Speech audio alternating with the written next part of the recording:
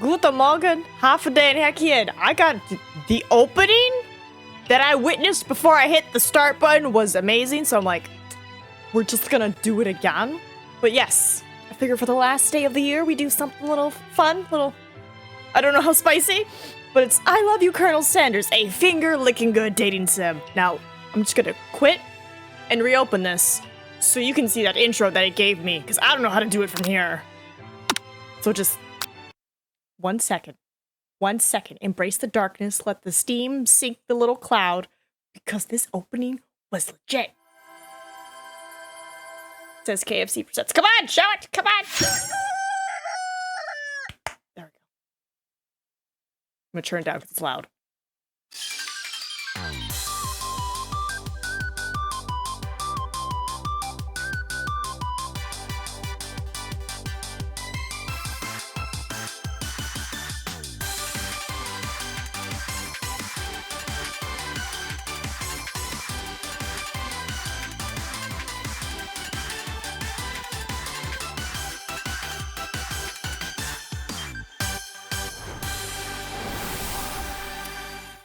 And that's how you know it's gonna be a good game. But yeah, figure we play it, figure we give it a shot.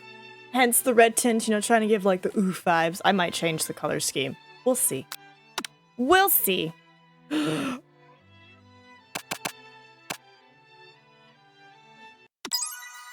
my god, those biscuits look good. Oh, I should not have played this. Cause now I'm hungry. Diggins! Hello, again! Happy New Year's Eve. Or Happy New Year's. I know most of my peoples on the other side of the planet, it's already the new year for them. Look at that, you sleep softly as the morning sun casts a warm glow through the window of your modest student apartment. The world is peaceful and serene. You could stay in this moment forever. Or you could wake up.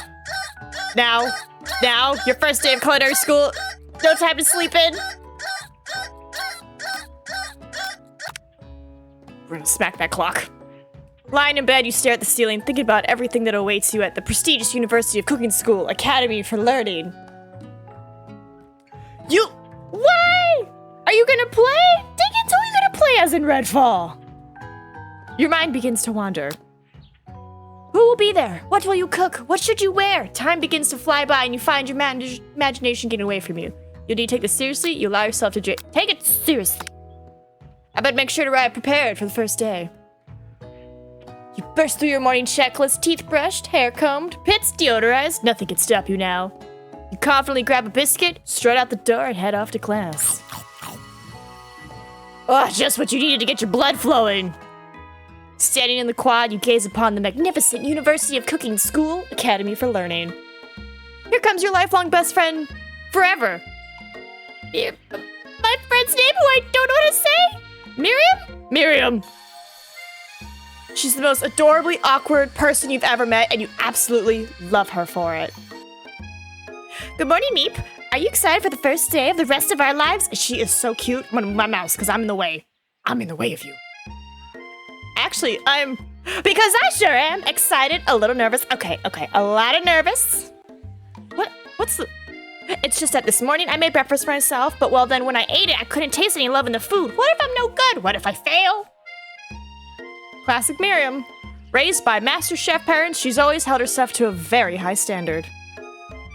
Ever since we were little babies playing together and she's crying! And you rescued me from that quicksand box, it's been clear to me that you've been the most loving, caring person I know. You're gonna do great. Miriam.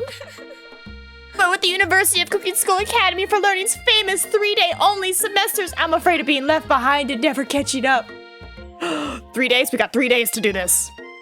A sweet girl, Miriam has always had a flair for the dramatic. This summer, she got so nervous about her first kiss that she chipped a tooth practicing on a mannequin.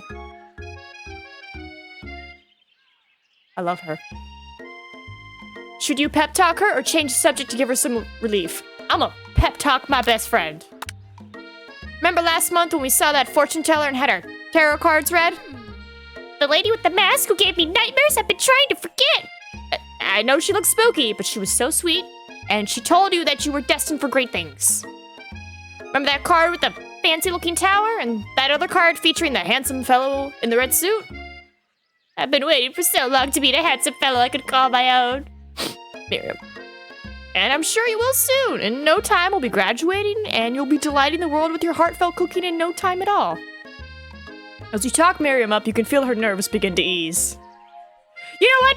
Maybe everything will be okay after all. And if not, at least I have these killer bangs! Miriam! Can you believe I cut them myself? You can definitely believe it. Hey! Her bangs are cute! I cannot believe it. Before you can get another word out, you're rudely interrupted when someone smacks your books and custom-engraved measuring spoons out of your hands and onto the ground. My spoons! Hey! It's Ashley, your arch rival? She's totally evil, but you can't help be filled with jealousy. She can get everything she wants and she knows it. Hello, Ashley. Love your outfit. Oh, I didn't see you there, chicken shins. You leave Meep's shins alone! They're perfectly normal shins! Oh, you can't stand Ashley. Even her name is annoying. You know for a fact that it's actually Ashley, but she had to add extra letters to make herself feel better than everyone. If anyone here knows what perfect shins looks like, it's us! We're not gonna let you or your really weird insults get to us. Across the quad, you see Ashley's best friend, Van the Man, has stopped to look at his own reflection in the mirror. His pants are so tight, you can see him casually working out his glutes while he styles his hair. No lie, they're rockin' glutes. What game did I find for us? Ahem. Van. You rank? Ooh, I like his hair, though. You've never been sure what their arrangement is, but as long as you've known them, Ashley and Van have been just as close as you and Miriam, but substantially more devious. Wow, what is that top? Oh, that's a nice top, bro. Dude, the belt? I can't believe that University of Cooking School Academy for Learning would even allow people like you to attend as students. I know, right?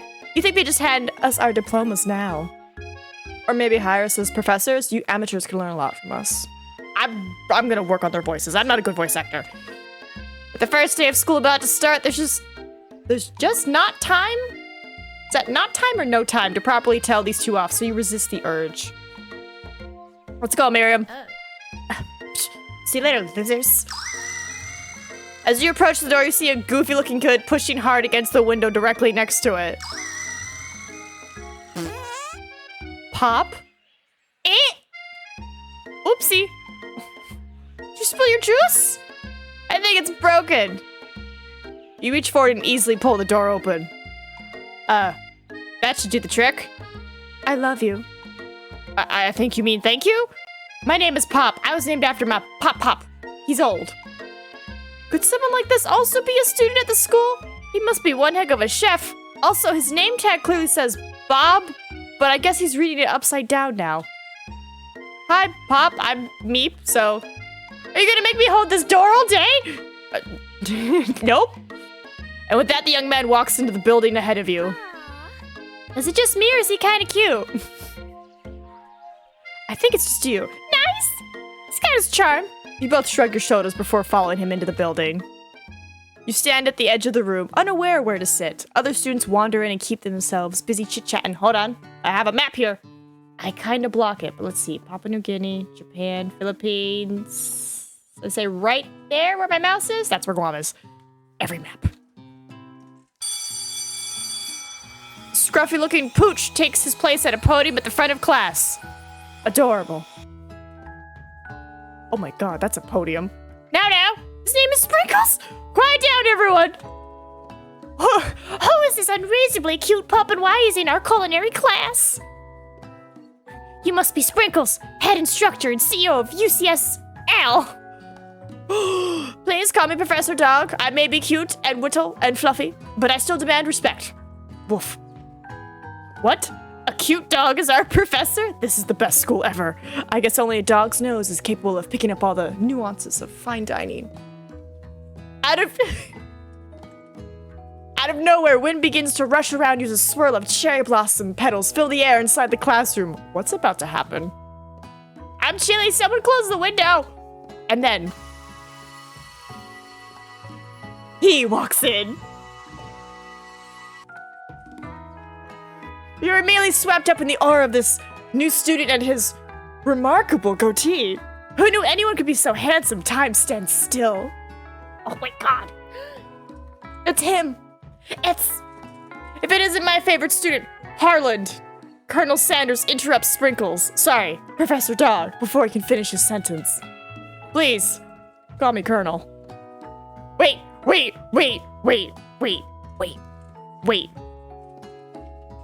Should it be more like please? Outright. It's like, please, call me Colonel. Or should it be more like... Please, call me Colonel. I can do that. Get away from me.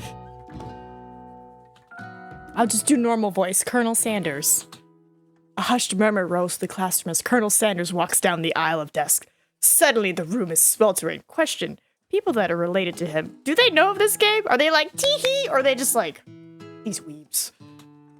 Sweat begins to beat across your brow. You feel like everyone is looking at you and you're not entirely wrong.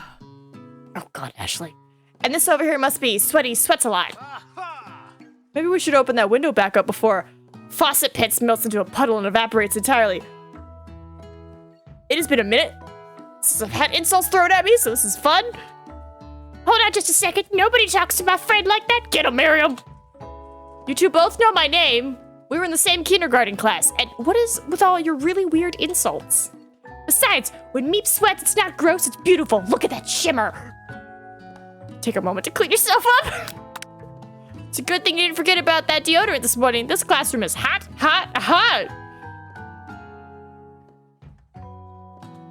Professor Dog steps in to settle the class down and set some ground rules. Welcome to University of Cooking School Academy for learning, the greatest culinary academy in the world. The birthplace of culinary legends past, present, future. Many challenges await you. There will be tears. There will be blood. There might even be a really adorable tiny food. Oh my god, please. And when all is said and done, there will be a battle. You will lift your sporks and compete in the broom cooking arena? Just then, another student enters the classroom and interrupts the professor's rousing speech. Hi guys, sorry I'm late. I hope everyone had a good summer. I really miss... Quiet! Who's this? Late to class is bad enough, but interrupting my monologue? You're on the fast track out of here, young man. Are you sure you're in the right place? Don't you recognize me? This is my 3rd year in the school, with you as my teacher. Everyone stares at him blankly. Does no one remember me? You're expelled! You utter one more word before I finish. Look how cute and upset he is. Look at his little outfit. Let that be a lesson to you students that tardiness is unacceptable. Even Clank made it here on time, rolling halfway across town on his tiny wheels. You turn to see the student Sprinkles is referencing, who appears to be some sort of industrial kitchen appliance. Okay. The class bursts into laughter. Oh no, Clank! You can't tell, but there's a little chef hat where I'm at. He's got a little chef hat on. Oh, Clank, you rascal. Sprinkles walks in the classroom as everyone stands in silent obedience. When he gets to you, he lifts his nose into the air and takes a deep sniff. Your diet is lacking. Based on what I'm picking up here, you definitely need a multivitamin. You should be taking better care of yourself. You've never had a talking dog as a teacher before, but Sprinkles' reputation for being smart but tough is well known.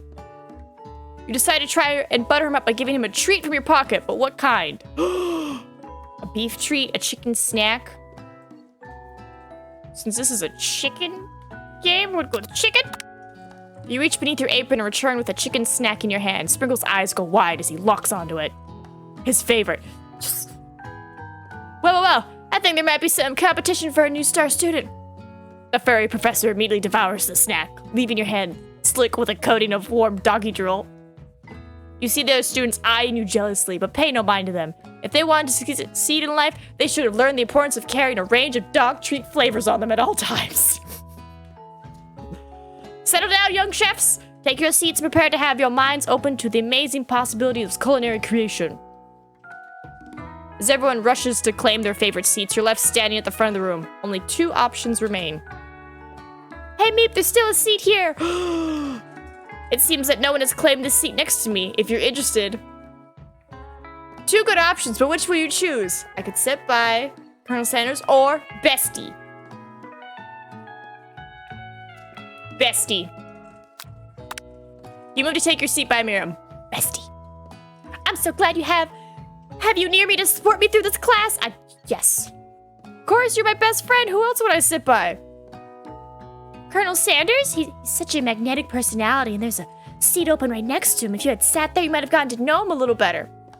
I'd never sacrifice our friendship. Besides, I'm sure I get a chance to talk to him later in the semester. I've got 3 whole days. That's like a lifetime. It's all the time in the world, Miriam. So you say. But now that Miriam mentions it, that Colonel Sanders is just so darn dreamy. I'm gonna be giggling a lot because yeah. As soon as you settle into your seat, the professor makes an announcement. Think fast! It's time for a pop quiz! Yay! A quiz about me!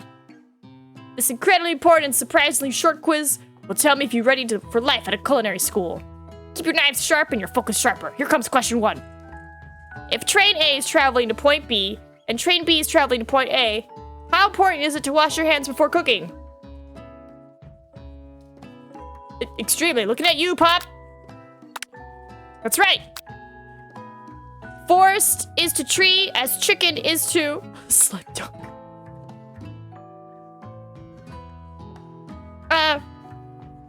Feather? That's right. What is the most efficient eating utensil ever created? A comically oversized fork, a meat tenderizer, a spork. I hope you have a lot of snacks there if you're playing a food game. I mean, I got my goldfish.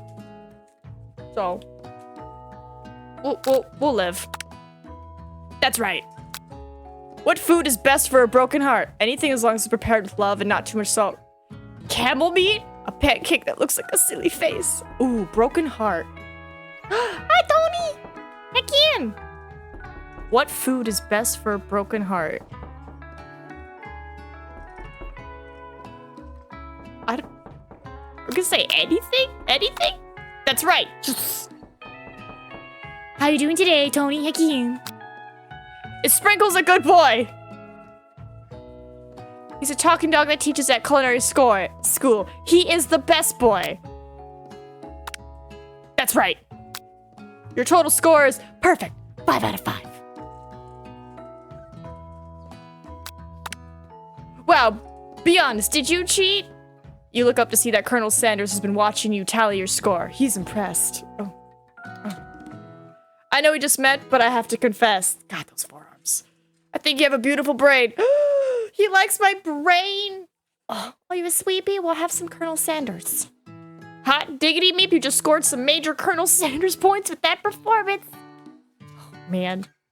May I have your attention, students? I have an important announcement to make. Time for lunch. Wow, the cafeteria is as nice as any restaurant you've ever been at. Makes sense that a school dedicated to cooking would also be serious about eating. The Stewart cafeteria. A delicious fragrance wafts through the room and tickles the end of your nose. Your mouth waters. Do you smell that? That must be our lunch. It smells crazy good. Everyone, can I have your attention? Is it about lunch? No, I just want to apologize for my tardiness. You see, is this McDonald's? Is this Ronald? No, is it? It's my job to do the 10-pound prime rib today. Oh, kudos to you, Diggins. Howdy, folks. I'd like to make an announcement. Hey, it's about lunch. Everyone cheers. But shh. Lunch. She said shh. In honor of the new semester, I prepared something special to share with everyone for lunch. That must be the smell I smelled. Indeed, that smell. You hold your breath, waiting to see what food this mysterious student has created. You've heard that he's very talented. But were the rumors true? Is this? Colonel Sanders lifts a large bucket above his head. Its contents glimmer in the light. Piled high are huge pieces of chicken, breaded and fried to a crispy golden finish. The aroma envelops you, and you begin to feel warm and safe. Colonel Sanders has filled a bucket with chicken. What a novel concept. Your stomach begins to grumble as if to say, stop thinking and start eating. For years, I've been developing a secret recipe for the perfect fried chicken. By my calculation, nothing less than 11 herbs and spices are required to achieve the perfect balance of flavors. Wow, those shoulders are broad. You look around and notice that every other student has a pen and paper and is scribbling notes as fast as they can. But that's all I'll say about that. What? You think we want your stupid secret recipe? Dude, psh, nah, my dude, nah. I'm just, drafting a last will and testament in case, one of the ingredients is, poison. Got him! He looks around nervously to see if anyone else is laughing at his sick burn. You wait to see what zinger Ashley is prepared to follow up, but she suddenly takes a different approach. Yeah, and I was just like, writing in my diary. Dear diary, today I smelled something beautiful. I knew at that moment that only the hands of a true gentleman could fry chicken so tender. You see her body language change from bitter and evil to sweet and innocent as she slides closer to Colonel Sanders. She realizes that he is destined for greatness and fame with cooking skills like this. She wants him all to herself. Oh, please. Wait! Look at Ashley's tights! She's got little chickens cut out! That's awesome! That's really cool! Well, Van, the man, if you don't want any, I'll take his. Well, hold on. I mean, I guess I'll try it. He takes one bite and his eyes grow wide. He starts contorting his face as he tries to hold in his pure exhilaration and act unimpressed. Easy now. There's enough for everyone. Please, my fellow classmates, dig in. Our monitor's falling off. You take one of the pieces of fried chicken out of this bucket and sink your teeth into it. It's amazing. Oh, Jesus Christ. Tasting Colonel Sanders' food transports you to another dimension. This is wild. Alone with your taste buds, gripping a drumstick in your hand, you float weightlessly. Focus your mind and meditate. Try to identify every flavor. Savor the moment and everything that tells you about Colonel Sanders' culinary heart. Swim toward the light. I'm gonna see. You know what? Let's figure out his heart. The flavors in your mouth are beautiful, pure, heavenly. What a guy. Alone with the flavors, you feel something that can only be described as love. For a man? For a flavor? Are they the same? After tasting his food, you try to get some one-on-one time with Colonel Sanders. You approach Colonel Sanders. Colonel Sanders smiles ever so softly as you approach. He stops what he's doing and allows you to break the silence. Colonel, I wonder if I could talk to you for a second? Anything for a fellow chef. What exactly was on that chicken? How bold to come out and ask. What is this now? Is that a cane? It's an idea I had for a new combination of flavors that'll make me my fortune and establish my legacy for all time as I open a chain of highly successful fried chicken restaurants. No big deal. It's just you and me talking. I can keep a secret. In fact, I got some of my own that I'd be willing to trade. Oh, what's that face? What's the rush? The semester's only getting started. We've got 2 more whole days to get to know each other. He's clearly not going to give it up easily, but it doesn't hurt to be persistent. You know what they say about secrets, Colonel? Shouldn't learning be fun? You've got moxie. I'll give you that. Colonel Sanders looks both ways to make sure you're truly alone, and then leans in. You can feel his warm breath as he whispers, oh God. Just one ingredient, but you can't tell. I use... What? Ah! Never guessed that. In fact, you're not even sure where you get some if you searched. Ooh. While you're wrapped up in that huge revelation, you notice that Colonel Sanders has disappeared. While everyone else is still in the cafeteria, you decide to look for him. You find Colonel Sanders outside, standing in the quad. For some reason, the quad music is much louder than the cafeteria music. Oh, it's you again. Howdy. Sometimes I like to come outside and look at the school buildings. I think about how my story will continue on after I've graduated. It sounds like you have big plans. I dare say, the biggest. I will leave my mark on this world. You can bet on that. Alone together for the first time, you figure now is the perfect moment to show your personality to him. Neg him? To show your own strength? Well, N and B are next to each other. Do they mean beg him? What's neg? What? Sorry, what's neg? Wow him with a big idea to add an additional ingredient to really spice things up. Be modest but thoughtful. Modest and thoughtful. Well, I just want to tell you that I really enjoyed your food. Now you've got his attention. The flavors were complex but comforting. The interplay between salty, savory, and peppery, it was perfect. Appreciate the compliment, Meep. Insult or undermine someone in the belief that diminished self-confidence will make them more receptive to... That's what... Negging? No, I'm good. I thought it was a typo. I'm glad I didn't pick that one. No, I'm just here for wholesomeness only. I'm sure you'll be a big success. I know we've only met today, but I'm starting to get the same feeling about you. We should head back inside. The next lesson starts soon. Thank you, Tony.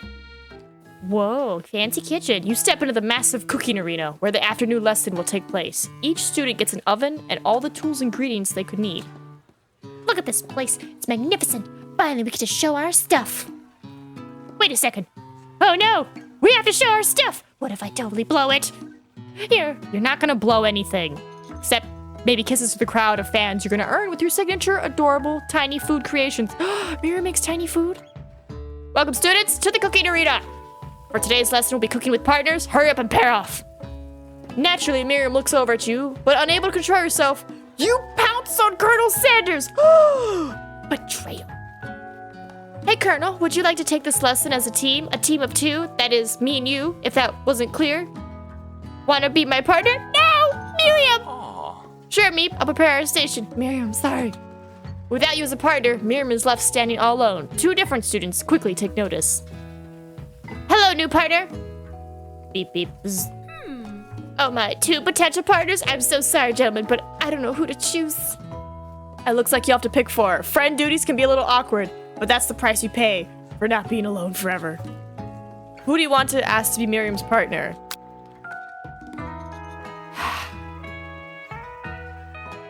Like, I feel like it should be Pop. But then again, it could be Clank. I don't know.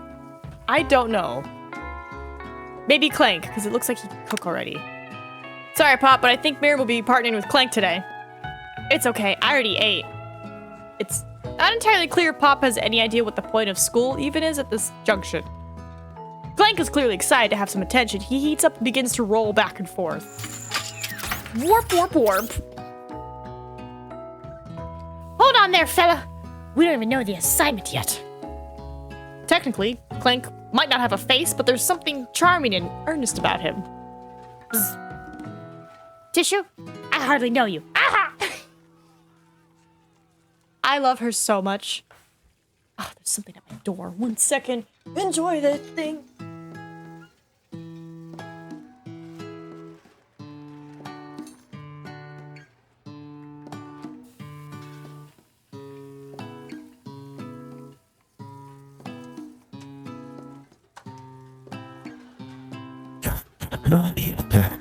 All the juniors there are wearing like jotters and a pile of shake sleeves. You get the impression that this is a sign of affection. Looks like you two will be fine. Now it's time to focus on your own cooking platform. Alright, you two. For today's lesson, we're gonna keep it simple. Pick a basic dish and divide up the steps. No chef is an island. It takes 2 flints to make a fire. You get the idea. Which dish do you suggest to your partner, Colonel Sanders? Steak tartare? Seems easy enough. It's fancy and you don't even need to cook it. Tartare means raw though, right? So a raw steak, someone could die? Using octopus will blow Colonel Sanders' mind. Oh my god, could you imagine? A bucket full of fried octopus? Your grandmother's mashed potatoes and gravy. I want octopus. That sounds delicious. I was thinking about maybe trying something exotic, maybe a dish that incorporates octopus in some way. I'm more of a down-home type of chef myself. What about something that, go with me here, walks on land? Give me the calamari. Raw steak won't hurt you at all.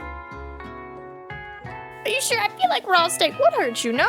Because it's raw, uncooked meat. Isn't that like kind of the vibe, the thing where they say, hey, don't eat raw meat? It's bad for you.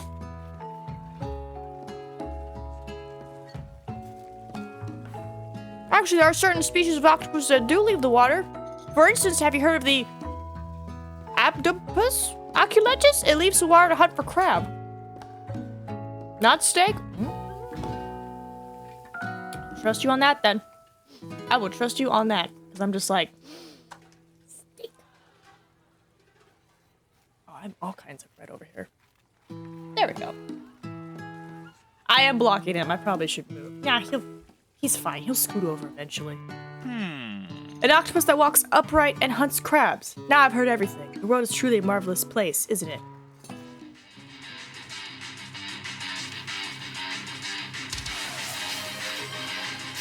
The puppers! It's just Blondie back there.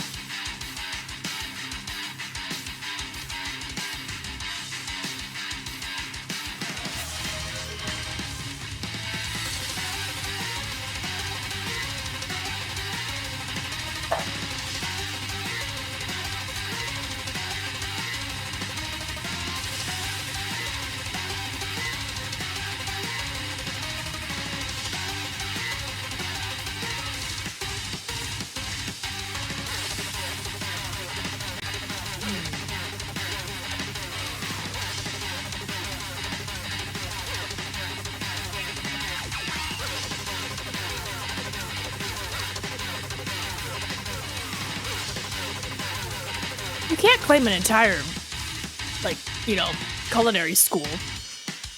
Nobody's mustling on any mollusks. Mollusks? We were simply discussing today's assignment.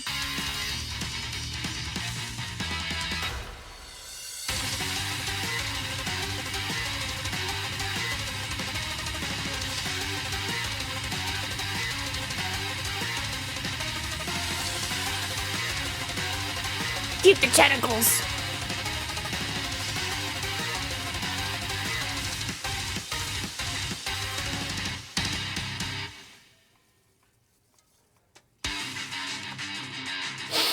You should probably stick to microwavable dishes. Oh, this Ban Ban.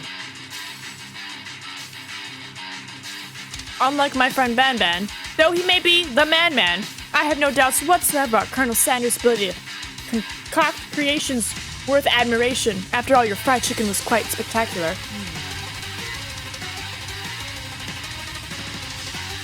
This thing? Damn. I'd read this, but I'm eating, but damn. Position itself at your station. Ashley, calm down.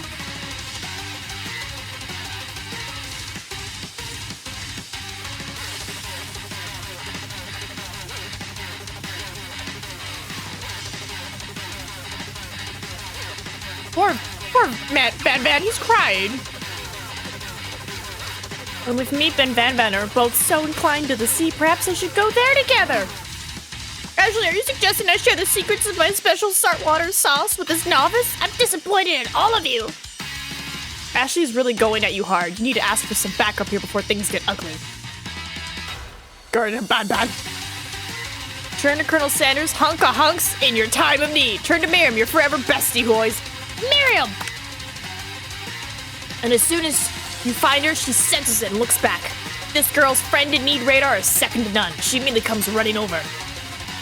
Somebody threatened my friend! I will destroy them!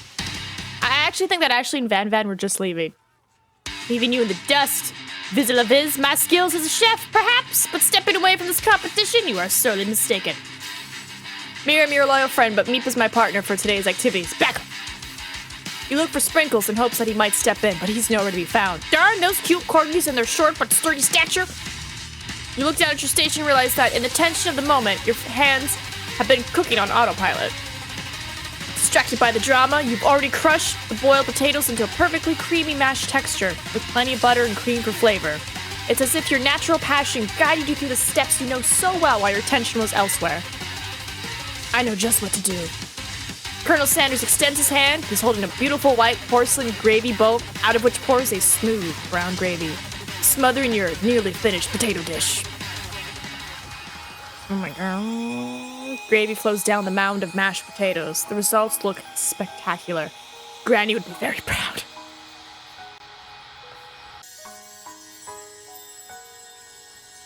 Colonel Sanders holds a spork out to you. You reach out and grab hold of it, but he doesn't let go. The two of you stand there, holding the same spork. And for that small moment, all of the madness and pressure in this crazy world stops.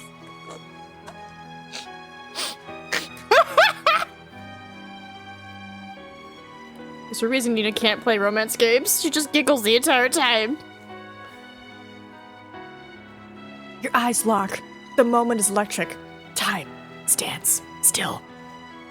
If you love something, set it free. What? Together you dig the utensil into the mashed potatoes and lift a heaping sporkful up. When you see Ashley, oh, she's trying to wink over there too. With a sinister look, you know she's plotting against you to be with Colonel Sanders. And then, filled with rage and without thinking, you fling the sporkful of mashed potatoes right into Ashley's stupid, beautiful face. Van, do something, do something! Scooping up a fingerful, Van tastes the dripping mashed potatoes and Gravy realizes that it's delicious. Horrified by this revelation, he slinks away. Will he ever be able to cook something with so much love and integrity? Hold on right there, Meep! We do not waste food in the broom cooking arena! Colonel Sanders, I expect better from you. If you throw one more spoonful, you both be better prepared to eat it from wherever it lands! Can I ask Potato's face? Van rushes back over, a covered dish in his hand. Mashed potatoes with gravy.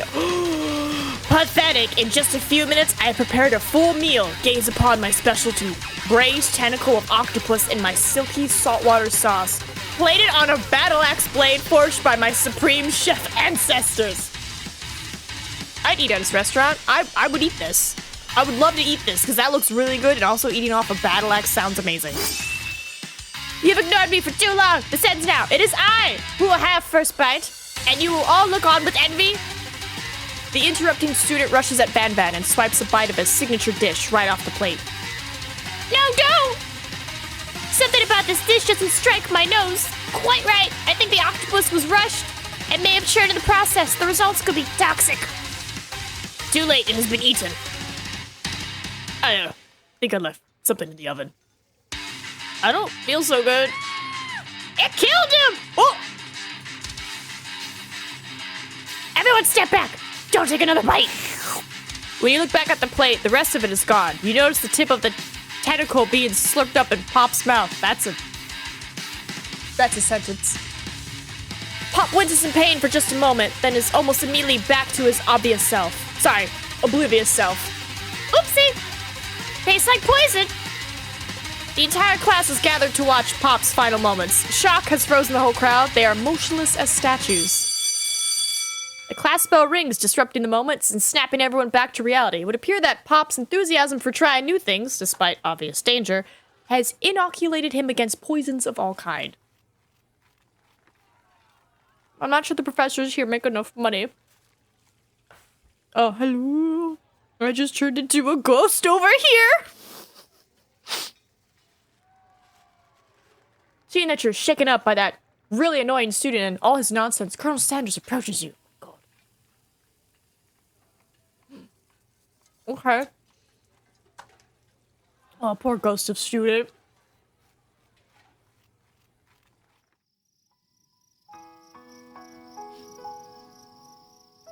It's dark and more than a little spooky. Oh God. What's gonna happen? Those mashed potatoes you made in class today. Before you go on, I want you to know, they're not a great representation of my skills. I didn't even realize I was making them. They were amazing. Tasting them, it reminded me why I became so passionate about food to begin with. Colonel Sanders is getting choked up! I'm in the way! I'm gonna move! I'm in the way of him! Don't mind me! There we go. You know what? Put me over here in the corner. You don't need to read. It's fine. I'll be over here in the corner. I'll move back up whenever we switch to the vampires again. Put this over here. Don't worry about it. And I'll take this and I'll put this over here. It's perfect. Nothing to it. Nom nom nom nom nom.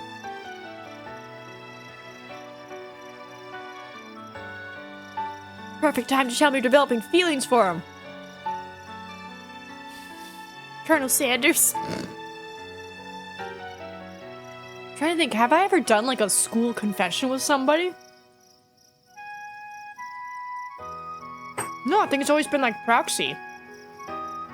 You know, like you ask your friend to ask that person if they have a crush on anybody or if they like anybody. Well.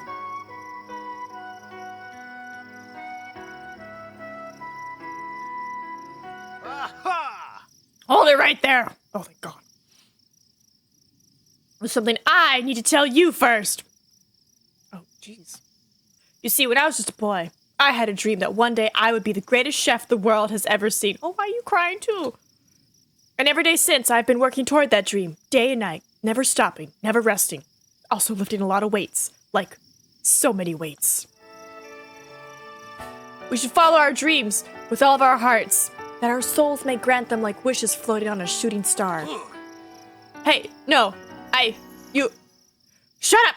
I'm the one here to say inspirational stuff, be the star of the story! Are we forgetting that your cooking literally killed a guy?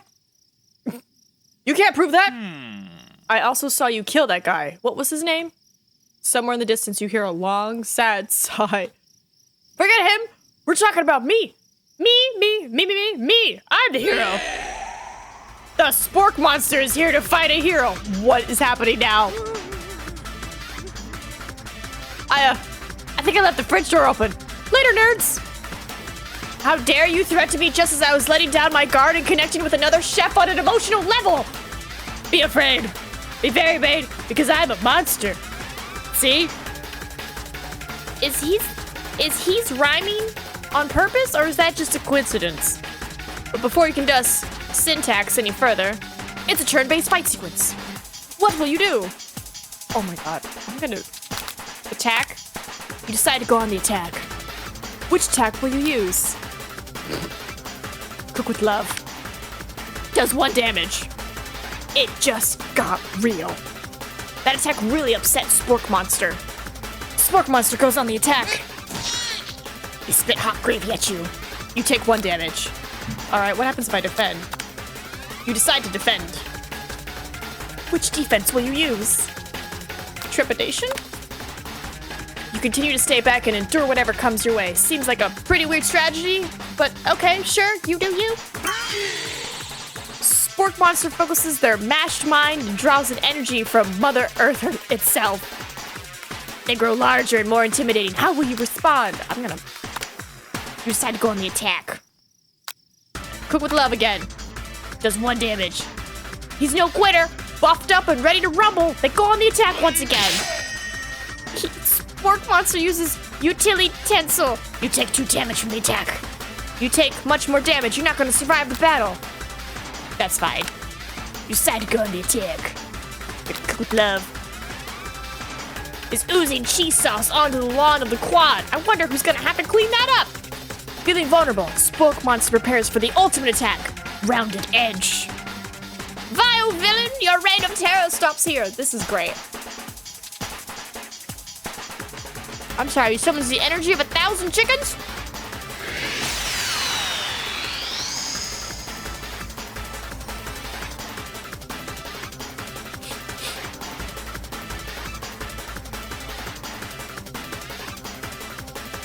Oh my god, you saved me.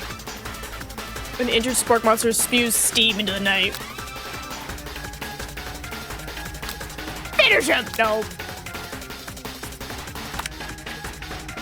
Manage to tamp down your disgust at the sight of this gnarly beast long enough to realize that he is still a living creature with a pure soul who deserves your pity, not your wrath. Yet. Be gone, beast, and don't you dare come back for a follow-up encounter tomorrow.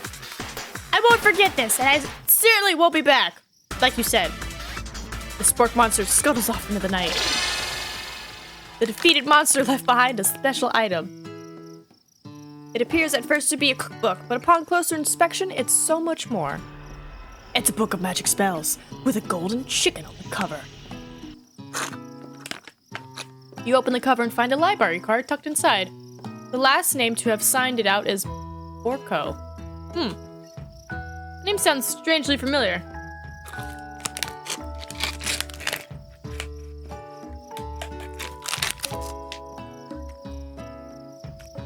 The world around you begins to fade away. Am I having a fainting scene in front of my crush?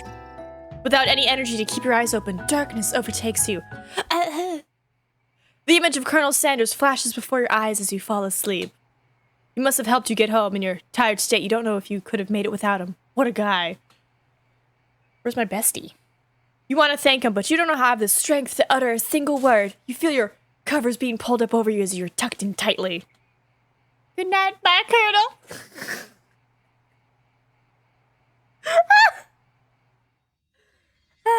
In your dream, you're together with Colonel Sanders. For some reason, Sprinkles is also there, instructing your love. Dreams are weird. Oh my god, everyone's riding the chickens. Okay. You wake on day 2 and attempt to process the wild visions you had. Were they memories or premonitions? And then there was that secret ingredient that Colonel Sanders went ahead and told you outright. Not much of a secret, huh? It's probably just because he already trusts you so much. Sure, that makes sense. We'll go with that. You meet up with your bestie in front of the school. Before you tell her about the encounter with the spork monster, she launches into a story of her own. Okay, I know this might sound a little strange, but I think I might like Clank. Oh my god. Like him? Like? I know this sounds like it's moving too fast, but there's something about him. I like him. Like him. We got to talking after class, and he's actually a totally sweet guy. Not only that, but he's really smart. He told me all kinds of stories about Colonel Sanders. Hello, Nina. You're looking absolutely, utterly extra fabulous tonight. Oh, Lewis, stop. Thank you. I can't. Of course, I was like, it's the last day of the year. I told you I was gonna do like another dress up for the last stream, because we're playing kind of a funny game. Kind of a little funny game. It is funny. It's romance. I'm trying to woo a colonel. It's going great. But how are you doing? Did you know that Colonel Sanders was the most popular kid in his high school? No, but that does make complete sense. Yeah, but he was so popular that he was voted prom king at a school he didn't even go to. It was also the convertible that he himself rode in at the front of the homecoming parade. Also, why am I reading Garden of Bonbon in your chat? Because we're dealing with Van Van, the Man. And we were in the quad, which is kind of a garden, I guess. I'm thinking maybe something got lost in pressure cooker language translation there. Either way, maybe it'd be best if you took it slow with this new boy, like I am with Colonel Sanders. Oh my god. You and Colonel Sanders? The coolest guy in school? The most famous student to ever attend University of Cooking School Academy for learning? You're a thing now?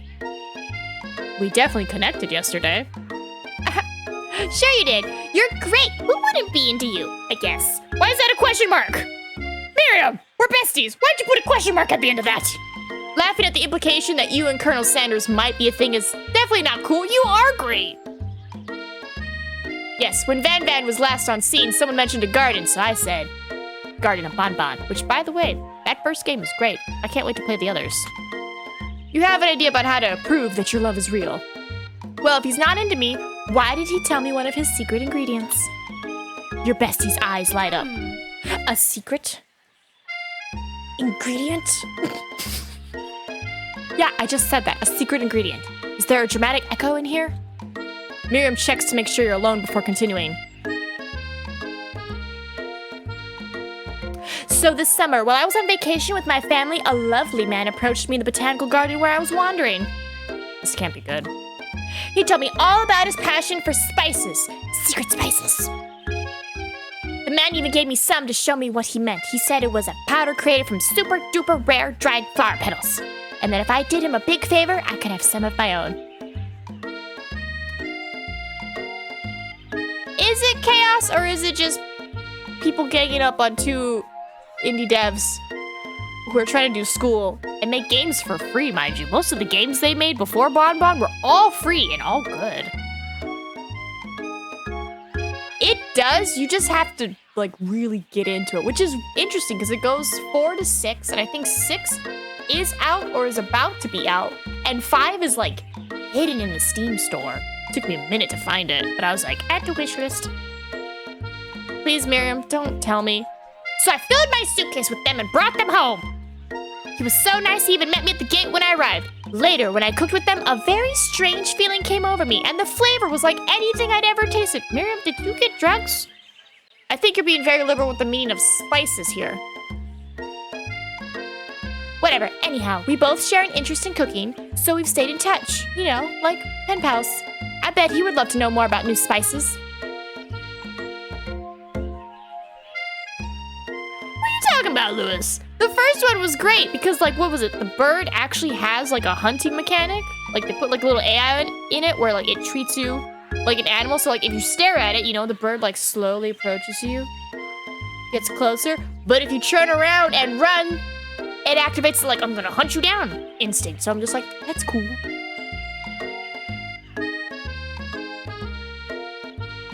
Well, he said story-wise, so I'm assuming he means, like, in the game versus the fandom. Well, I'm definitely not supposed to share Colonel Sanders' secret recipe, and besides, I only know the one ingredient, so I doubt it would be much use to anyone. Please, please, please. It would mean the world to me. No one has to know it came from you or from Colonel Sanders. What do you think? Should you protect Colonel Sanders' secret or share it with your bestie? My bestie's gonna share it with a possible drug dealer, so I'm gonna make up a fake ingredient. You quickly think of a fake ingredient name. I don't know, how about it was Eye of Newt?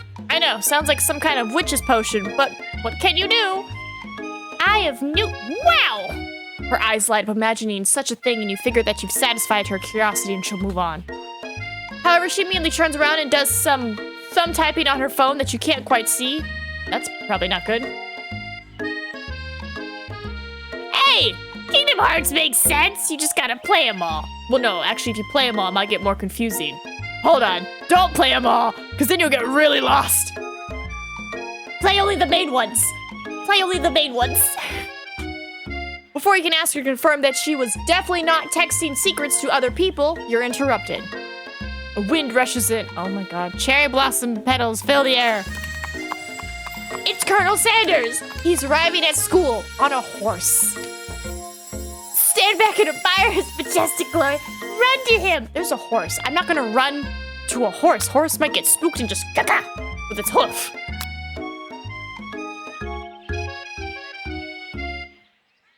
Be fun.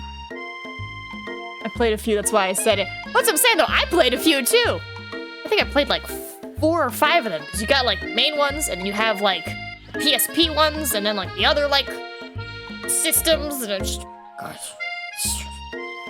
And then you have like what, there's like 3, 4 characters that look like each other. And you're just like, Sora? And they're like, no, it's not Sora, it's him. And it's like, okay, Riku? They're like, no, it's not Riku, it's him. It's like, okay. The person who's like Sora's soul, but he's got blonde hair, and they're like, no, it's not him, it's someone else. And it's like, Jesus Christ, what the? But it's like, you play the main ones, it's just like, oh, Sora and his adventures, Sora and his adventures, Sora and his little adventure. But you try to fill the gaps, and you're like, I'm getting more confused. But it's okay. Yeah, see? Roxas, that was his name. Him and his salted ice cream. It's all everybody wanted on the island when that game came out. Everybody was like, how do we get it? And I was like, I don't know, we gotta make it. So many. Great game though, great game. Well, I'm still gonna play Garden of Bonbon, because I love the first one, and the rest of it looks amazing, so why wouldn't I? I'm gonna stand back and admire his beauty. It's truly a thing of beauty. Without ever acknowledging that he's being watched, he does a short horse dance. What? Short horse? What's a short horse dance? Like the horse dances? Or he dances on the horse before dismounting with a flourish. He then slaps the beautiful creature gently on its rear, sending it running free into the countryside. Pretty sure convinced to take them, so they just start going all adding new stuff every game that barely seems, not answering. I'm still gonna play it. Ooh, meat's in the oven. You are so struck by the sight of him that you lose the ability to speak coherently. Oh, I didn't realize anyone was watching. Don't worry, he knows his way home. You attempt to compliment Colonel Sanders, but the words don't come out exactly right. What a horseful beaut you have. I mean, what a horseful beaut you have. Dang it, that's what I just said. Being a good friend, Miriam attempts to cover for you. Oh, Meep just gets really nervous around people they like. Miriam? What? That is not helping. This is not helping. I mean, they got food poisoning and were up all night. It was gruesome. You should have seen it. Miriam. She gives you a wink and a smile as if to say, situation handled. Can't blame a girl for trying. And with that, Colonel Sanders disappears into the school, leaving you and Miriam to follow. Miriam, you just told him I destroyed my toilet. When you enter the classroom, you can see your two rivals, Ashley and Van Van, are doing something bad. By the way, they're hiding. You know it must be really bad. It's for the Saints Row team. Ooh, which, by the way, did you guys grab the newest Saints Row from Epic yesterday? Because I did. It looks so good. Like, counterfeiting recipes bad. Experimenting with restricted ingredients bad. Summoning a demon bad. You try to get a peek over Van Van's hulking shoulder, but he sees you coming. Well there, little one. I'm not sure you're ready to handle this. Why don't you make like a bee and mind your own wax, honey? Tell them to stop acting immature, act like you're not interested, but really try and get a closer look. See, I don't know what you mean by chaotic nature. Pretty solid. I think more people give credit for. I don't know if this is happening, but I'm agreeing with you, Lewis, that like, yes, games be good. Play games. Have good times. Still going to play. Don't care if it's chaos. I'm like, what do you mean by chaos? Couldn't technically all games be chaotic? Because, like, things could be happening. You sit near the rivals, but leave your back turned to them. You even hear Van Van mutter something that sounds like a bit like a magic spell. However, he notices you eavesdropping. You try and cover your tracks and improvise an excuse. It's time for class, and you're distracting the rest of us who want to learn. Now you've upset them. Oh, and you're the emperor of cooking, are you? You make the rules? I'm not sure you know a good meal if it ain't you. Being the best chef in the world takes more than just culinary skills. It takes creativity. It takes panache. And it doesn't hurt to use a little evil. You finally get a look at what it was they were hiding, and you instantly recognize it. It's a book, just like the one you found after your encounter with the spork monster. That's the same book that I found last night in the quad. Ashley immediately elbows Van Van, who hides the book behind his back. I don't know what you're talking about. That book is a family heirloom, and its contents are secret. You notice that they haven't just been studying the book. They've got Pop pinned to the wall, and they're tossing potato skins at him as he tries to catch them in his mouth. Not Pop! He usually seems to not even care about consistency, but there are the odd moments where it gets a little jarring. So it's not that it's chaotic, you're saying there's just no continuity, maybe, with the story? Or there's just, like, a lot of, like, unanswered questions. What is that called? There's like another word for that, where it's like, not loophole. There's a word for it. I'm blanking. We're playing! Hee hee! Before you can dig in any further, you're interrupted by the arrival of more students. It's almost time for class. Wait! Clank must be running late. He's in such a hurry that he rolls right over Van Van's meaty foot. Hey, watch it, you bucket of bolts. Oh, I made him quiet. You watch how you talk to him. He didn't do anything. Bzz, womp. Yeah, get him.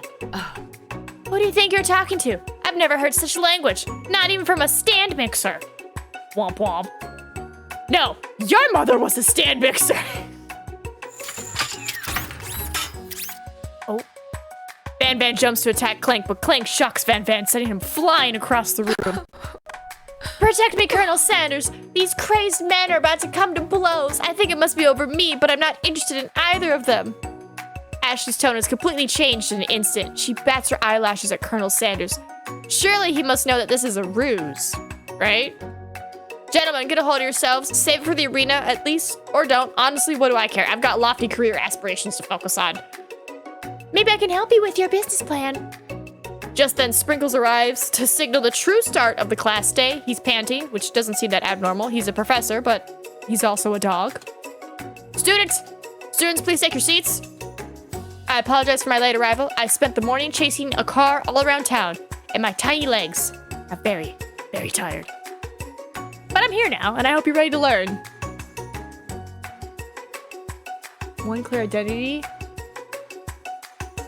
I won't know until I play it for myself. Because I was like, it made sense the first one. Rub his furry dog belly. He loves it. After he catches his breath, Sprinkles regains control of the classroom. Without further ado, we'll review the global history of my favorite fowl, the chicken.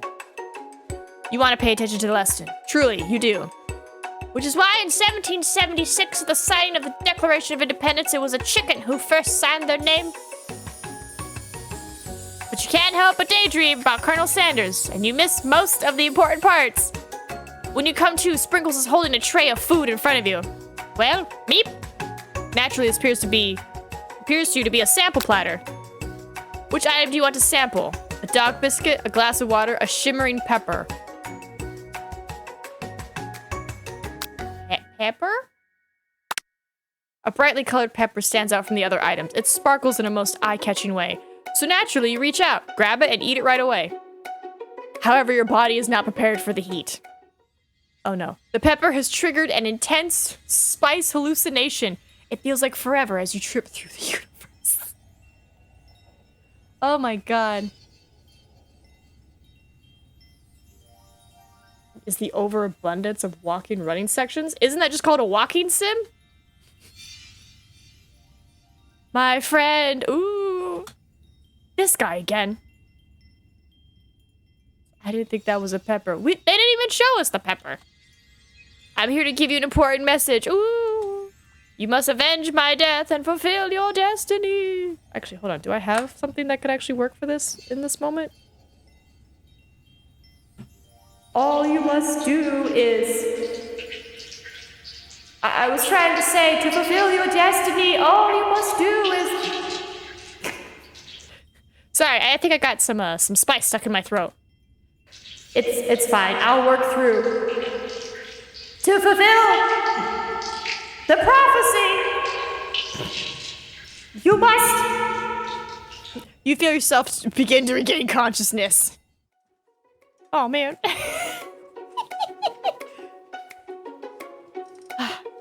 If it does this with you, I'm pretty sure it was some other ingredient. I mean, it's a... Dude, you should have been here earlier, Lewis. We had some chicken and we were transported through space and time. You come to and find everyone is staring at you. That pepper was the last of its kind on Earth, and now it's gone forever. You think to yourself, geez, I should pay better attention. We all make mistakes. I'm sure he'll forgive you. Someday. Come on, it's time for lunch. Before anyone can relax, the cafeteria lights dim. Any rivals enter to make a dramatic announcement. Today's lunch will be prepared via timed competitive cook-off. The level of theatrics with these two is off the charts. Demand that they stop wasting everyone's time, step up and tell them, you're on. A bit of lunchtime competition, eh? Count me in. If I have to wipe the tables with you fools before I set my lunch down on it, then so be it. I'm not that fool. You're the fool. Fool! Good one, Van Van. I like your gumption, Meep. Get away from me. I'll be watching your performance. Just as things reach a boiling point, Sprinkles steps in. Surely he'll put a stop to this madness. Now, students, please settle down. This is a lunchroom, not a sportsing court? Sportsing court. There's an S in there. Finally, a little sense. You breathe a sigh of relief. At least not until we turn on the timer! Just then a huge light blasts you in the face, flashing the words, timer ready. That's what I'm talking about. Aroo. I stand corrected. The hard way builds solidly a foundation of confidence that cannot be swept away. And that's an original quote by me, in case anyone was wondering. I hope its message will lead you to victory. Like a diamond, I was formed under pressure, and now is my chance to shine. Oh my god, I love her cleaver. It's got a little heart charm. Oh, you can't tell because I'm blocking it.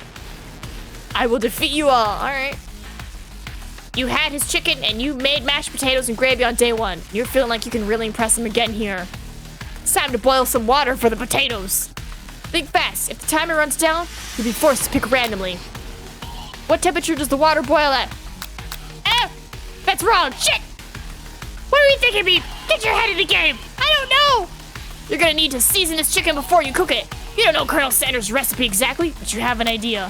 How many herbs and spices? 11! That's right. You might not know all the ingredients yet, but at least you're headed in the right direction. Tail wagging intensifies. Now that you've got some basic steps going, it's time to elevate your craft. What state of mind offers the most flavor? Gratitude? That's right. You must never take this opportunity for granted if you hope to succeed. Your classmates are rooting for you, but Ashley is simply stronger and faster than you. You better pick up the pace if you want to survive. When you were a child, your father told you to never forget where you came from. Every day you meditate on his advice, it draw energy from that place. What? Now would be a great time to harness the energy. So where does it come from? A small town? A shoulder? Deep beneath the surface of the Pacific. No! It's not wrong, it's true. This is a horrible time to start forgetting important things. Next question. You try to shut out the noise of the arena and focus on your cooking. What is the sound of success? Sizzling? That's wrong. Damn it! Don't make me get the spray bottle. Is this the end? Yep. Game over. Try again. Wait! Wait! Wait! Oh. Oh my god, I was like, no! Do I have to do that? Tell them they're on. But if I click this, what happens? Does it just go? I don't know if it's auto or not. Well! Does that count as a death? Did I technically die? Because I did fail! No love for me from Colonel Sanders. I do want a bite of this, though. I don't know if I have any utensils nearby. Hold on! Don't aroo! I just want one bite before it gets cold.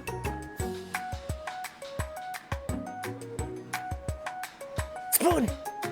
For my soup this morning.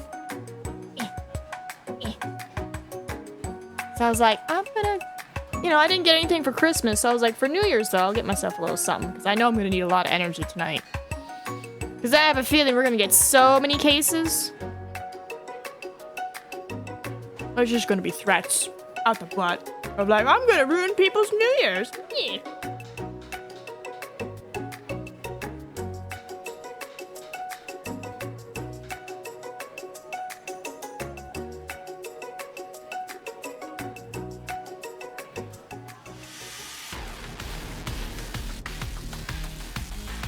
All right. All right. Shit.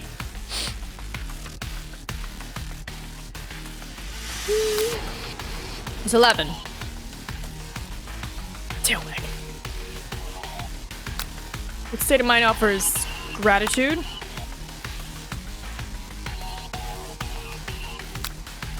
Small town where big dreams are born? That's right, it's your shot and you're not gonna miss it. Aroo! You try to shut out the noise of the arena, focus on your cooking. What is the sound of success? Bubbling? Don't make me get the spray bottle. You notice Colonel Sanders out of the corner of your eye. I believe in you, Meep.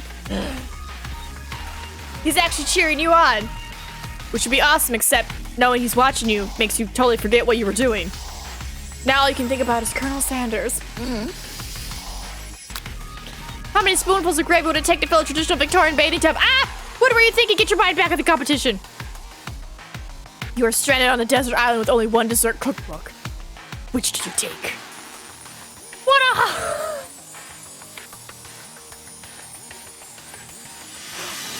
What a hug! I know, right? You know what? Shouldn't you be focused on the challenge? You're falling behind. Sorry, I forgot the question. Riding together in a gondola? What does that have to do with crafting spectacular fried chicken and a delicate baked biscuits? Woof woof. You're really struggling to keep up. At the next station over, Ashley has already begun plating elements of her dish. It's colorful and complex. To make up time, you toss your biscuit dough into a stand mixer. As you do, the crowd gasps. Yikes. I know you love nothing more than seeing a fellow appliance utilized in a kitchen battle, but sometimes that means sacrificing the personal touch. Burp. You might not have any hands, but Meep does, and a good chef needs to be touching the dough to know when it's properly mixed. There's an easy way and a hard way. You don't get far by doing the easy way. When you hear everyone talk and you realize how serious your error was, you immediately shove your hand in the mixer to rescue your dough before it's overmixed. Meep, no! But you're not fast enough, and your hand gets stuck. It's immediately crushed by the quickly spinning beaters. There's no way you'll be able to use that hand for the rest of the match.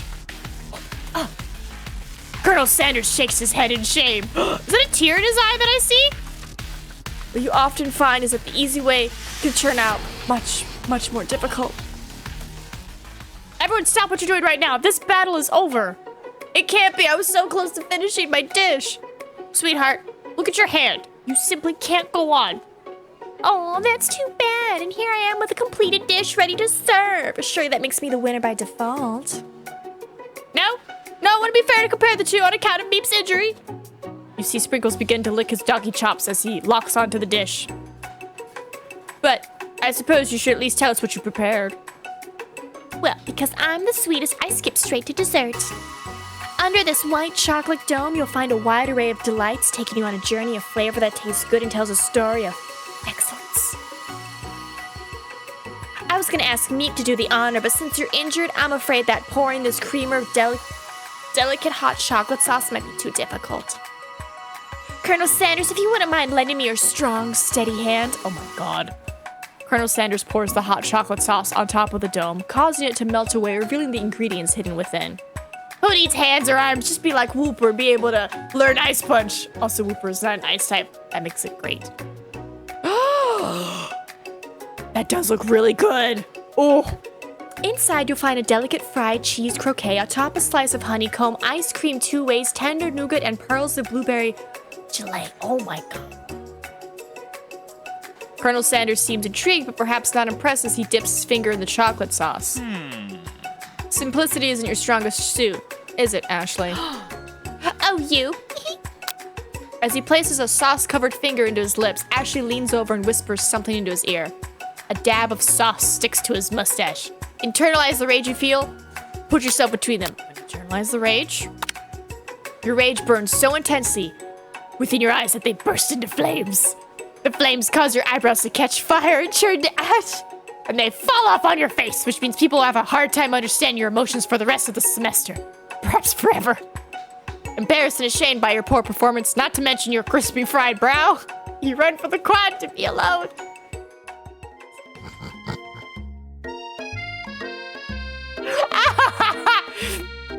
The beautiful weather feels like an insult. Inside of you, a storm rages. It's Colonel Sanders. He's probably here to tell you that he and Ashley are in love and have decided to get married. And he won't even ask you to cater his wedding because you're a terrible chef and an awful person. You try to hide from him, but he approaches you directly. I know you're hurting right now because you lost your eyebrows. Not just from the devastating loss, but from that running with the mixer and that small fire. We should get that checked out. Well, some ice types with arms and hands can't learn Ice Punch. That's interesting. I wonder why. I'm fine. Can't you just leave me alone? I'm a loser. I'm not fit to fill your fryer. I'll never be a master chef. Failure is a part of life, not just for you, but for all of us. Ooh, what song is this? Do you think I've never failed at anything before? That's exactly what I think. Well, then think again. I wasn't always the man you see before you, enrolled in culinary school, incredibly handsome, successful, motivated. Well, handsome, sure, I was born that way. But I've walked other paths and arrived at dead ends. Oh, he's got little tears, he's crying. I was passionate about life, but I failed as an obstetrician? What is that? I know it's a doctor thing, but what is it? Obstetrician. Obstetrician. A physician or surgeon qualified to practice in obstetrics. What is obstetrics? The branch of medicine and surgery concerned with childbirth and the care of women giving birth. Oh, focuses on pregnancy, childbirth, and the postpartum period. Oh, wow! Is that really true? Did he want to help with ladies give birth? Then he's like, I can't do it. Chicken. I was passionate about justice, but I failed as a lawyer. I was passionate about livestock, but I even failed as a mule handler. That one was especially humiliating. Mules can be so cruel. I didn't know. People see my delicate ribbon tie and my well-kept beard and assume that I've got it all together. Which is true now, but it hasn't always been. Oh, keep it together, Nina. Sounds like this guy could really use a hug. I resolved then that I was going to amount to something. No amount of hours, labor, or money would deter me from giving the best I had to give. As Colonel Sanders changes focus, you can see something ignite inside of him. A burning passion. One has to remember that every failure can be a stepping stone. Was he okay? Why is he sweating? To something better. My new dream is pure. It's honest. It's something that a humble man in a crisp white suit can be proud of. I will create a new chain of chicken restaurants that will bring joy to the entire world and make up for my past misdeeds. Yeah! Just as your moment grows intimate, you're interrupted by a threatening, shadowy presence. Is it Spork Monster? Battle scarred from the night before. You prepare for the worst. It's the Spork Monster. Sporko! It is I. I know I said I wouldn't be back, and after the whole fight to the death thing, maybe you don't really want to see me anymore, but I just wanted to say that I was wrong to— Oh, he's crying too! Look at his little eyes. I was wrong to attack you, and I apologize. I know what it's like to have always have look over your shoulder. Monster problems, am I right? Aw, thanks, Borko. I'm glad there are no hard feelings. Getting jumped by a giant creature in the dark of night can really rile a person up. I also want to apologize for the way I switched right into attack mode. I know that you're strong, and cooking school can put a person under a lot of stress. I actually used to go to this school. I wasn't always a spork monster, you see. I don't believe it. You were human once? Well, no, I was a golden retriever, but I was still a student until one day some mean kids with a magic spellbook cast a dark enchantment on me, and I was forever transformed. A magic spellbook? Precisely. I had required a copy for myself, but somewhere along the way I've lost it. If you find such a book, I beg of you, respect it. You're a powerful chef and shouldn't rely on such dark and evil magic. No, you should be protecting the innocent from those who would cheat them through sorcery and guile. If you need me, don't fear, I'll be there. That sounds like there's some bad cooks in the kitchen of life. Meep! Together, I'm sure we can defeat them. Come back to my hideaway and we can discuss. A personal invite! You can't imagine what Colonel Sanders' home must be like, but it sounds like you're about to find out. Oh my goodness. I cannot do visual novels. I get too into it. Is that a chicken statue? It is. Oh, look at the little baby photo! Stepping inside Sanders' home, surrounded by his things, you start to feel a special bond with him. Looks like you live an exciting life, Colonel Sanders. Is that an urn? Every day can be an adventure if you approach it with the right attitude. There's a comb and a candle. This is an interesting setup. Long ago, I made the decision to never stop searching, never stop working, never stop imagining. Have you been working on any new recipes of your own lately? I'm always excited to talk about food with another ambitious chef. You're not gonna steal my recipes, are you? Well, there is something. It's just a side dish that I've been tinkering with, trying to find the right balance of flavors and textures. I'm not sure I've nailed it yet, but I'm close. Colonel Sanders' eyes perk up as he starts to wonder what dish you might be describing. It's meant to pair with something spicy or something crispy. Both, perhaps? Now you've got him right where you want him. Should you reveal your new creation to him or keep it a secret? Just for you. Well, he gave me a secret, so I'll give him a secret. You decide that you're as ready as you'll ever be to share your original cooking with Colonel Sanders. I bet he's gonna steal it! Before you can talk yourself out of it, you decide to dive in head first. You reach into your lunch bag for a special dish that you've been keeping on ice all day. I present to you my original coleslaw. The shredded cabbage dish glistens in the light of Colonel Sanders' luxe hideaway. Magnificent! Together you chow down on the creamy slaw until just a spoonful remains in the bowl. Do you mind if I hold on to the last bite? I'd like to have it around so that I can admire its taste later and think back on this moment. Oh my god. You could offer to make him more, but he seems like a very sentimental kind of guy. Creamy KFC coleslaw was so goated back in the day. Well, apparently it's still goated here in this house. Sure. Why not? Please make yourself comfortable. I'll be back in just a moment. You realize that now would be the perfect time to do some snooping. Around the room are various items that you can look closer at. Each item seems to radiate memories and emotions. Tap on an item to discover more about the Colonel. You notice a very realistically stuffed chicken sitting on a corner table. When you pick it up, you realize it isn't just realistic, it's real. Taxidermy? Must have been important to Colonel Sanders when it was alive. A little note clipped to the chicken's foot reads, "The true state bird of the great state of Kentucky." Okay. A lock of silver hairs woven through the teeth of the comb. Upon further inspection, you realize that the hair therein isn't just silvery in color, it's actually made of spun silver.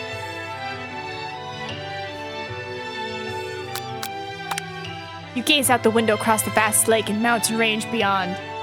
Just then, the ghost of the student pops up. Are you thinking of heading out into the world on a quest to avenge my death? Wait, what? I never even learned your name. Why would I avenge you? I could just tell you my name right now. Can't you see I'm in the middle of something? You open the window a crack and the ghost of student is swept out with the breeze. A scented candle. You pick it up and try to identify the smell. Is it the smell of his spices? Power tool? Even better. Freshly starched collar? Piece of wood floating in a lake? Summer of 69? No, it's one of the secret recipe ingredients. It's... What just happened?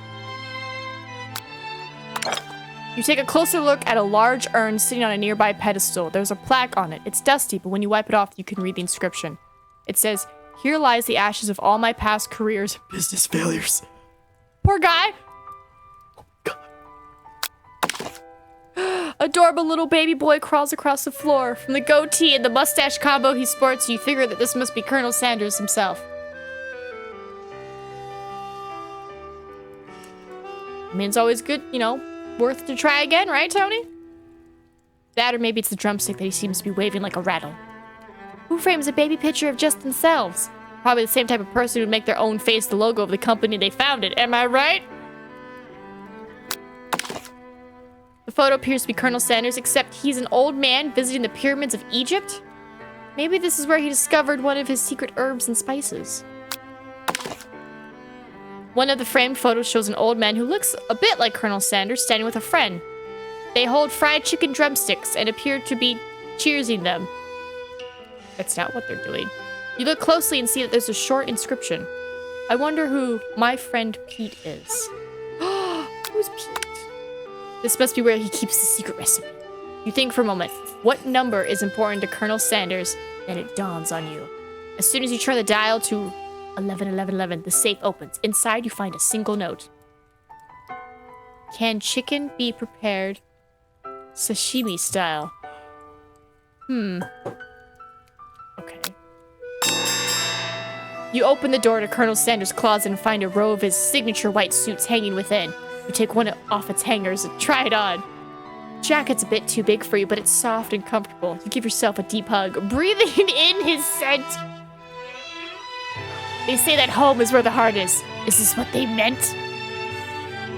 Before you can look any further, you hear Colonel Sanders returning.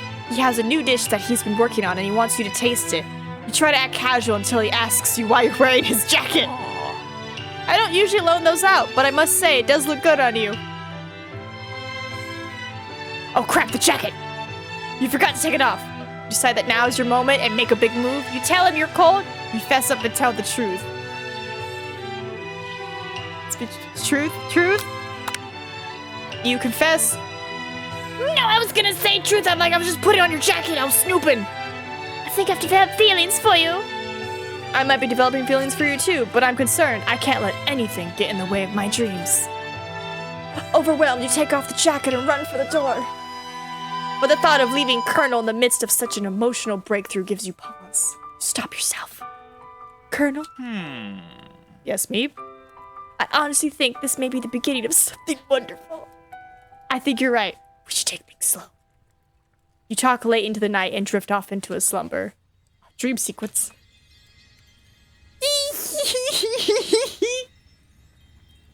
Sorry. Amazing.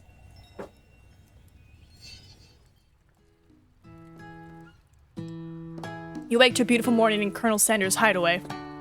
Did you make the right decision on how to respond to Colonel Sanders? Only time will truly tell. Today is a day that could change the rest of your life. Hi, Blondie! You think about the new secret ingredient that you just learned about. In some jurisdictions, it isn't even legal. But if the recipe is a secret, how will they know? Your thoughts are interrupted when Colonel Sanders emerges into the room. Blondie, no touchy, you have white fur and this dress is black. He's holding a gorgeously plated breakfast and your mouth waters at the sight of it. Here's a simple breakfast I just whipped up. It's meticulous. Bruh. I don't think I've ever seen bread look so good. Can I just get this as like a poster and just put it on my wall? Because, God, dude, the bread. You taste Colonel Sanders' food and it takes you on a journey. When you return, he's waiting to ask you an important question. So would you say that we're the perfect match? How presumptuous. My cuisine and your taste buds, that is. Such confidence, such grace. Could he be the world's greatest gift to cookery? Yeah, flatter him. You know, I think we might make a great team. A single tear begins to pool in the corner of his eye as he gazes out the window. And with the right business partner, I know I can't fail. Business partner? Could he be talking to you? It's all happening so quickly. Overcome with emotion and confused by your feelings, you're on the verge of tears. Unable to speak, the only answer you can find is to run out the door and get home. There's still one more day of school after all. The University of Cooking School Academy for Learning waits for no one. You get home to find something very surprising. Your best friend is there waiting for you. Where have you been? Because I had one heck of a night. I've been desperate to talk to you about it, but I couldn't find you. I got worried that something had happened to you. It's okay. But now that it turns out you're fine, I can finally get you up to speed on the saga of Miriam. Sure, but you will not believe what happened to me after school yesterday. I went on a date. I think I can believe that. Since I've been partnered up with Clank, he asked me to go out with him. Oh, Miriam's so happy. Of course, I told him, you better keep your dials turned to polite and respectful. I'm not that kind of girl. But he was just interested in spending one-on-one time together and getting to know me, so I said, yeah, sure, I can get to know the little metallic guy. Long story short, he took me skydiving with his friends, but things quickly spiraled out of control. I'm sorry, skydiving? Did she just say skydiving? As if that's a typical first date to go on with a talking pressure cooker? And now I'm not really sure where we stand. You don't give Miriam time to tell her whole story, however, bottling up the details of your own night is just too much to bear. And I went on a date too, back to Colonel Sanders' place, Blondie, where I spent the night with him. You what? Nothing happened. But the emotional connection? Wowzers. Miriam offers a support no matter what you do. Miriam! Blondie. Hi, fine, I pet you. Together with your bestie, you feel like you can do anything. When you arrive at school, you encounter your rivals in the quad. Seriously, I love her thigh highs. Every time I mention them, I happen to be blocking them, but I just love that there's just drumsticks carved in there. Cut out. You can tell from a distance that they're picking on Pop, though he himself might not quite grasp that fact. Because, you know, he's Pop. What's a swirly? Sounds delicious. Oh, it's great. I'll order you one up right away. Treats for the puppers. Because the other pupper's here. Oh my god, 1 second. Yeah.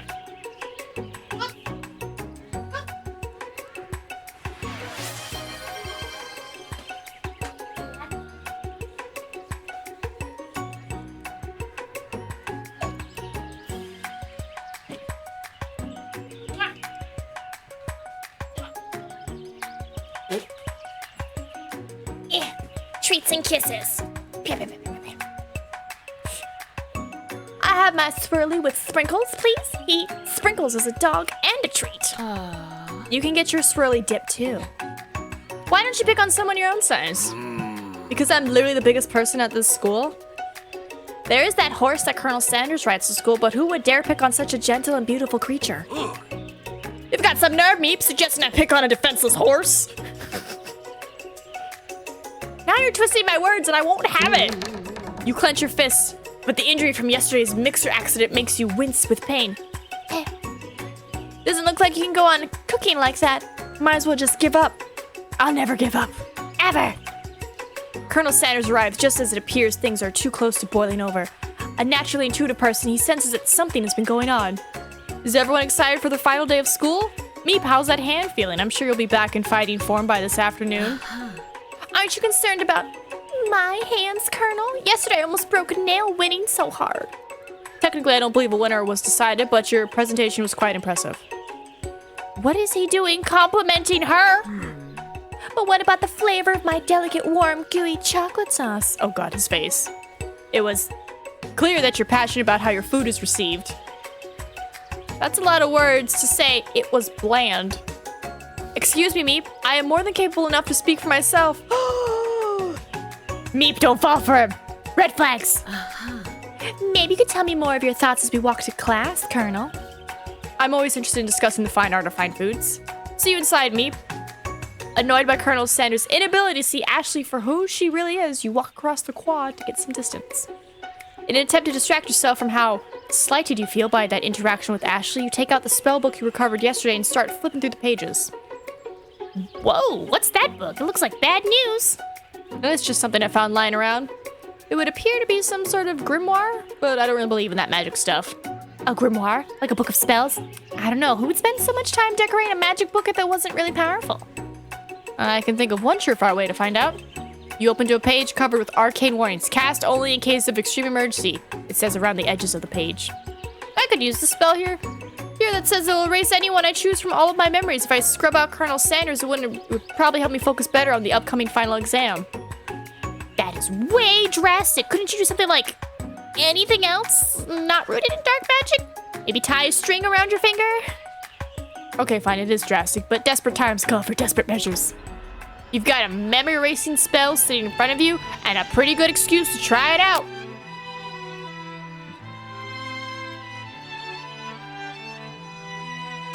I'm gonna listen to my best friend Miriam. You take your friend's advice and put the book away. It's almost time for class. Sprinkles is already in the room, waiting for the students to arrive. He clears his voice to make a quick announcement. I want you all to know, I feel something of a dog moment coming on, but I assure you that's nothing to be afraid of. His cute little nose scrunches up and he begins to breathe quickly. Wait to see what happens. Give him some old homework. See what happens. Sprinkles stops in his tracks. He focuses in on the window. The room is deadly silent. When you follow his gaze, you see a tiny orange squirrel perched on the cherry tree outside. Sprinkles turns feral and runs to the window of the classroom. He begins barking uncontrollably at the squirrel outside. Terrence! I told you to never come back here, Terrence! I will destroy you, Terrence! Sprinkles is barking ferociously, drool flying off of his face. The squirrel looks over, but he doesn't say anything back. You wonder, is that even a talking squirrel? Who named him Terrence? You better not show your chubby cheeks around here ever again! After Sprinkles is satisfied that his presence has been felt by not only Terrence, but any other squirrel in hearing distance, he returns to his professional tone. Ahem. I apologize for the outburst. This actually brings up an important point. Thank you, Meep, for reminding me to dole out this indispensable bit of wisdom. You see? But before you can go any further, Miriam's love drama spills over into the class. Sprinkles interrupted by whirs and sparks coming from the back of the room. I told you to save it for after class. You think I wanted to be thrown from a plane strapped to a stranger? Miriam and Clank appear to be arguing, but you still haven't learned to speak Clank's language of mechanical noises. No, you had to show off to your cool kid friends Jeff and Joe. JJ forever. Watch us form a triangle midair as we descend. Triangles are the strongest shape, don't you know? Bzz, bzz. Well, that doesn't make it a great date. Oh my god. Then take Jeff and Joan with you. You can all hold hands as you pedal down the mountain or off a cliff for all I care. Or I guess that'd be a... How do you do a sad beep?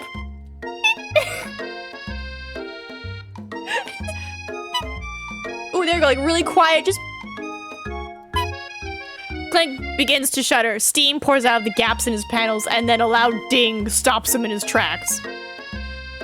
Oh my god. Beep.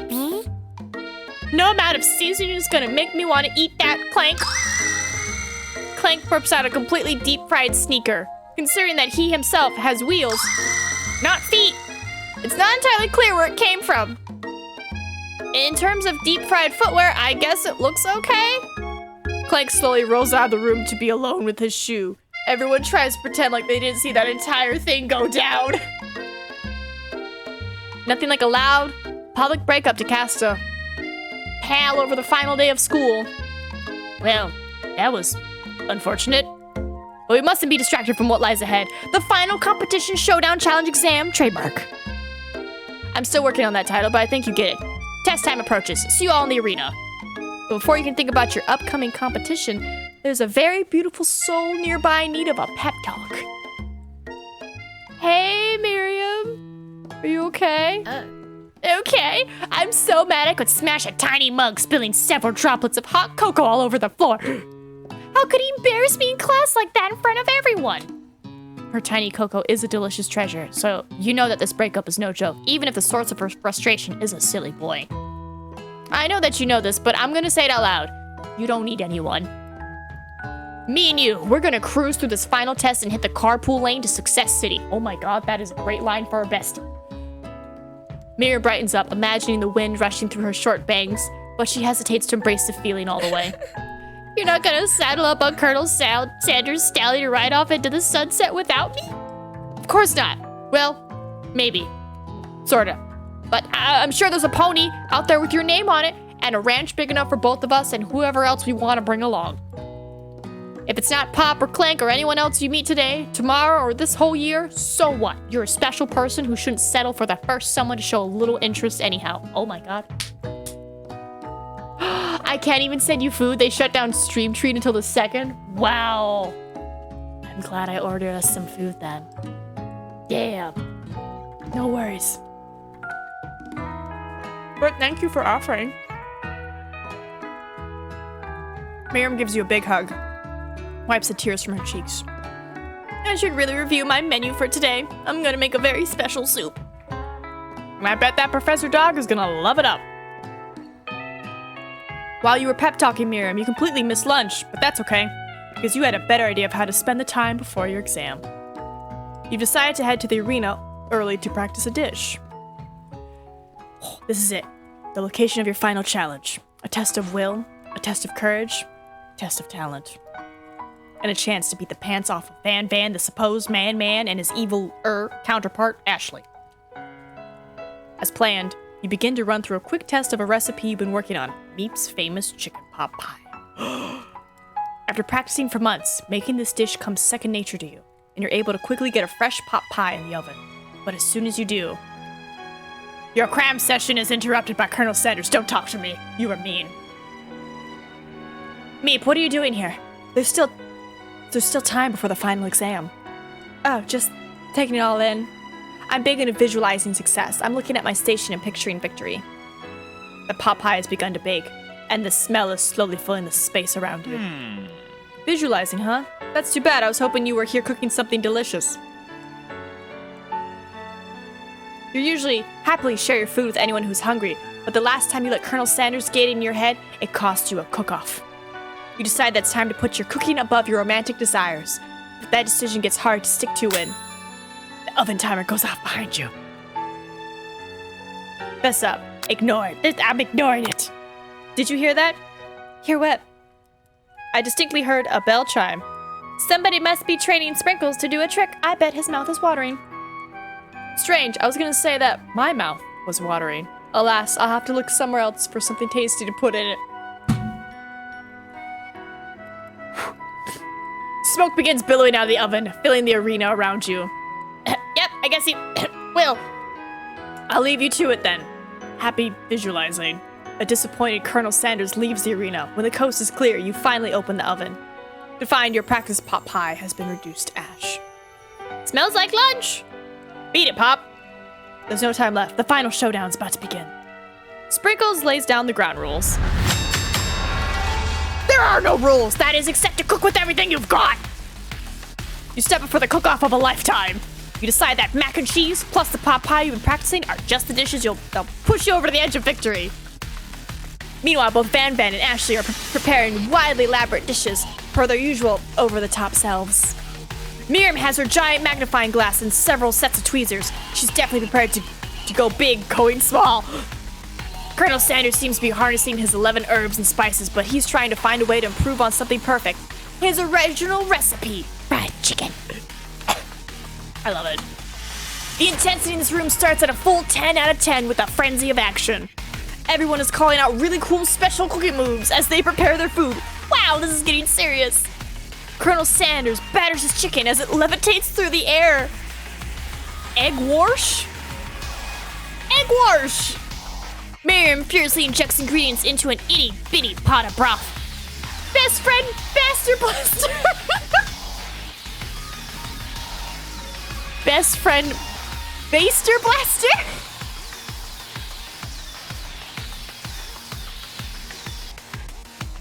Van flexes his pectorals as he chops open a sea urchin. Let's rock and roid! Ashley scoops her pastries off the tray with lightning speed. Shallow personality spatula! Even Clank gets in on it. 5-dial pressure point chicken cooking technique. Wait, when did Clank learn to speak English? It's a singularity, as was foretold. We mustn't let it happen, or the appliance uprising will take us all. Self-destruct. Batman quickly unplugs Clank and rolls him out the back door of the arena. As you frantically prepare your dish, you notice Ashley has her spellbook out. Is she gonna use some dark magic to turn the tide? You've got a book of your own, and you're desperate not to see her with another battle. What? And you're desperate not to see her win another battle. Should you take this opportunity to fight magic with magic, even if it's almost certainly evil magic? Do it the hard way. Who needs magic when you've got passion? I'm gonna do it the hard way. Colonel Sanders sees that you've chosen to win on your own terms, and he gives you a subtle wink from across the room.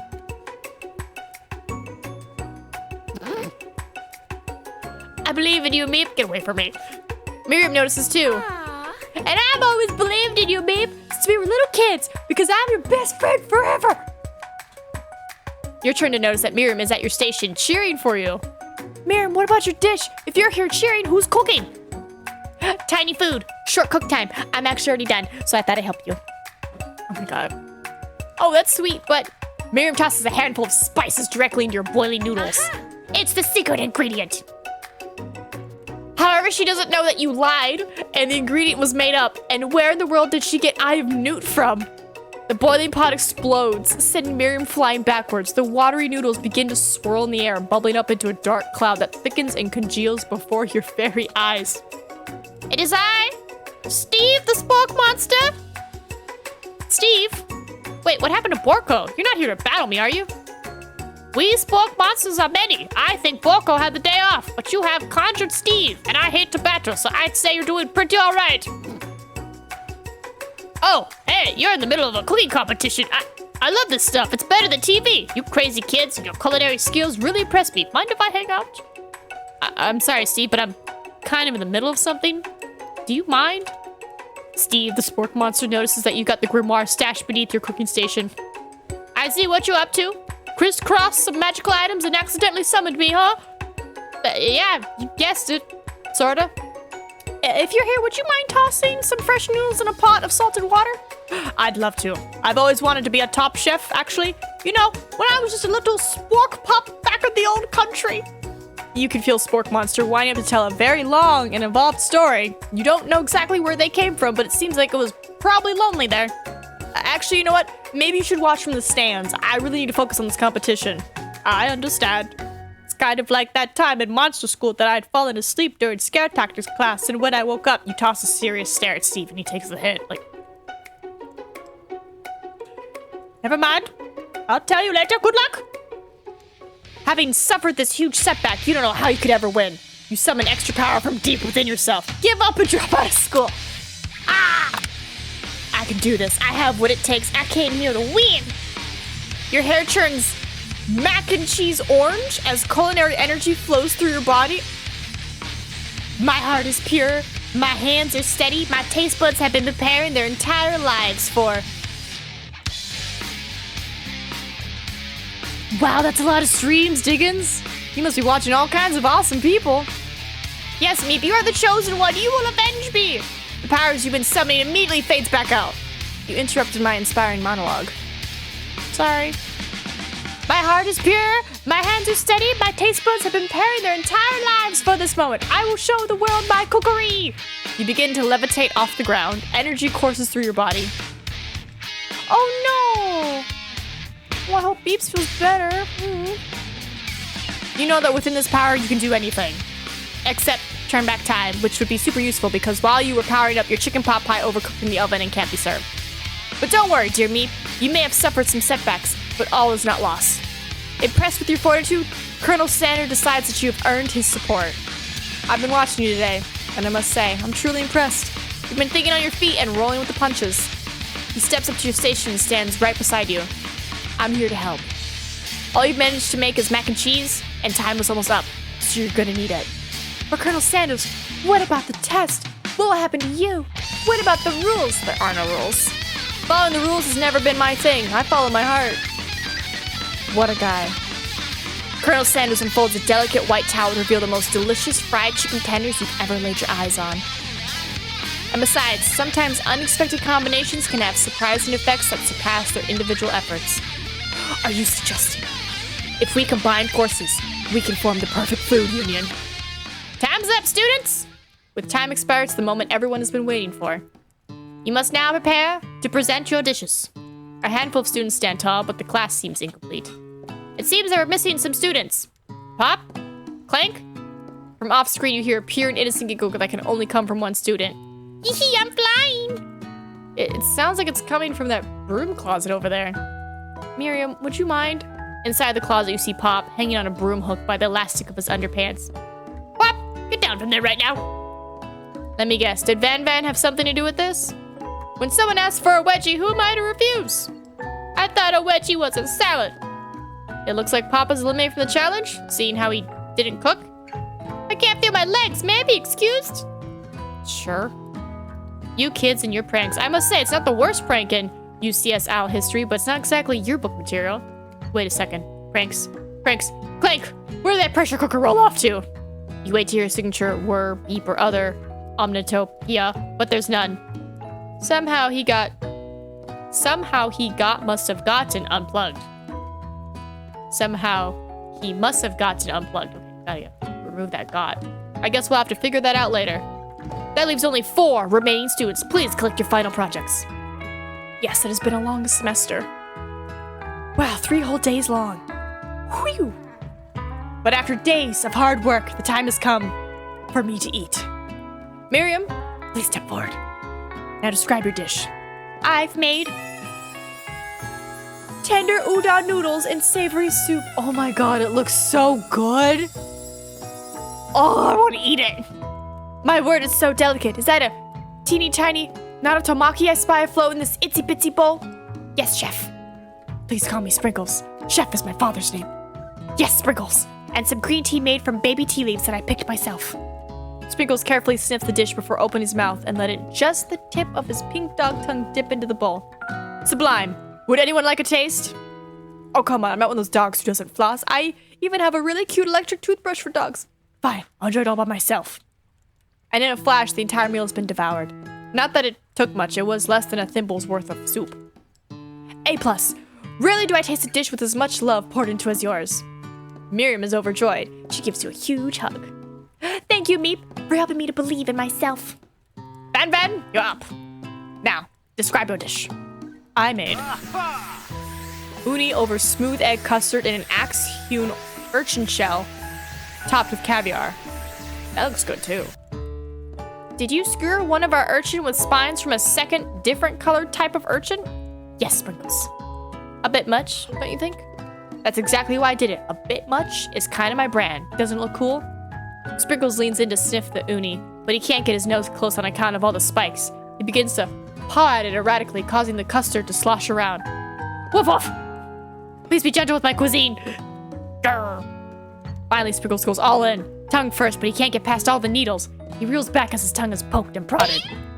Ouch! My tongue! The professor appears to be having an allergic reaction to the sting. I can't eat this. I keep poking my tongue. Disqualified. A stunning turn of events. Who would have thought that serving food in a bowl made of needles could make it difficult to eat? Dejected, Van Van does not go gentle into the night. Disqualified for glamour? Don't discount stupidity. This isn't the last you've heard of me. Before forcing us to endure his swollen tongue for another moment, Sprinkles graciously laps up a bowl of milk. I know, I'm a dog and I drink milk. Get over it. Sometimes it helps calm my agitated tongue. Next student, Ashley, it's time to step up. Now describe your dish. See, look at those little stockings.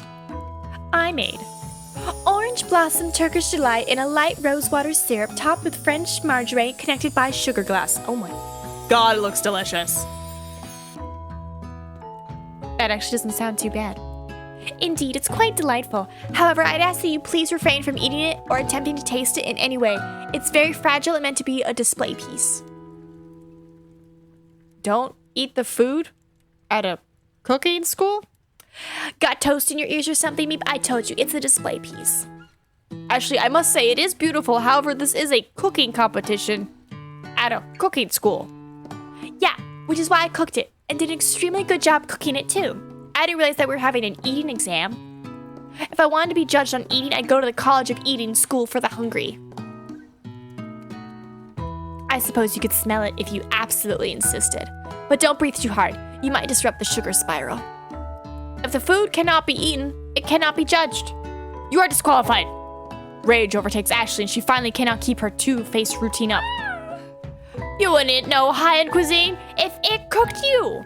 And with that, Ashley storms off to rededicate herself to being the best, but this time without being shackled by trying to be fake nice and liked by everyone. This isn't the last you've heard of me either. If this class gets much smaller, I'll be teaching myself. You and Colonel Sanders, the final cooks, step up together. 2 chefs? What began as a bowl of delicious mac and cheese has become something else. He examines it closely, sniffing and eyeing the bowl. Uh-oh. I don't have a good feeling about this. From somewhere in the room, a literal drum roll plays. Just when I thought I'd seen everything in this kitchen, you give me this thing. And completely blow me away. In my 49 dog years of life, I have never tasted anything so delicious and perfectly balanced. It's so delicious, in fact, that everyone passes the class. You pass, you pass, you pass, and you get a pass. Everyone gathers around and partakes of the mac and cheese bowl. They all seem to transcend this reality into another dimension. You win! Together, you and Colonel Sanders have made a new menu item. The new menu item is so impressive, even the Van Van and Ashley, even the Van Van and Ashley are drawn back by its magnetic fragrance. When they gaze upon your mac and cheese bowl, they admit that you are indeed an excellent chef. Sprinkles declares that you have passed. Everyone has passed. There were supposed to be more battles, but come on, how could they be better than this one? Now that the school year is complete and everyone has graduated, the students return for one last assignment to get their groove on. The cafeteria has been completely redecorated in order to serve as the site of the school's graduation dance. Compared to the massive high-tech cooking arena, the humble decor seems downright cute and cozy. DJ Dog is in the house. Ow, ow, ow. You knew that Sprinkles was a master chef, but also a world-renowned turntablist? Who says you can't teach an old dog new tricks? Oh, their outfits are so cute. Van Van and Ashley tell everyone that they've committed themselves to righting the wrongs they did while they were the villains. I love their outfits. I want them both. For a moment, you actually believe them. Not another haunting. No ghosts allowed at graduation. It's clearly written in the school's bylaws. I was never actually a ghost. It was all a trick to get you to finally notice me. Oh. Amusing. And now that everyone is together, it's the Spork Monster. He has totally mellowed out. Everyone, the Spork Monster is no more. From here out, I prefer that everyone refer to me by my new name, Party Monster. Student tries to finish what he had to say, but everyone is too wrapped up talking to Spork. Sorry, Party Monster. Dejected, student walks off. Miriam, your outfit's cute too. Maybe things didn't work out for Miriam romantically, but she found the love in her cooking, and you know she's gonna do great. A red carpet rolls out across the floor of the ballroom. It's like a Hollywood movie premiere. Who could command such an entrance? It's Pop. He's arrived late to the dance, but apparently for good reason. Walking the carpet, you see, perched atop his dirty chef's hat, a crowd. Oh, he's Burger King!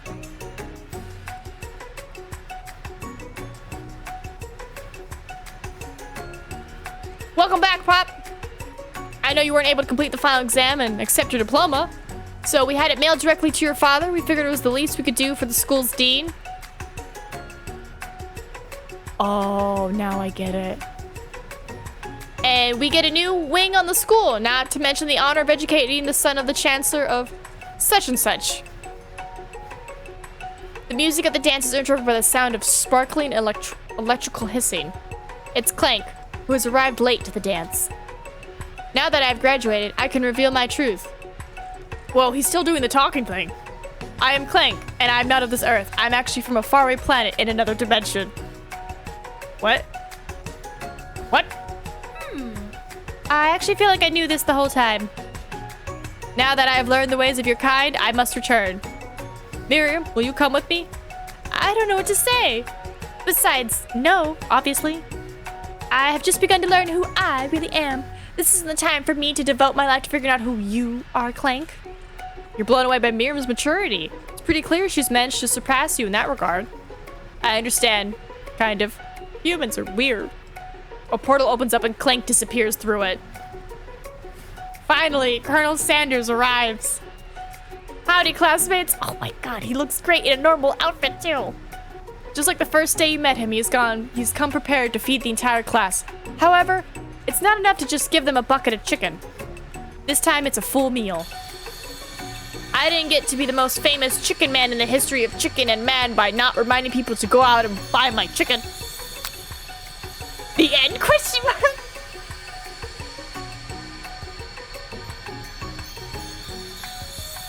Is that the end? No, it's not the end.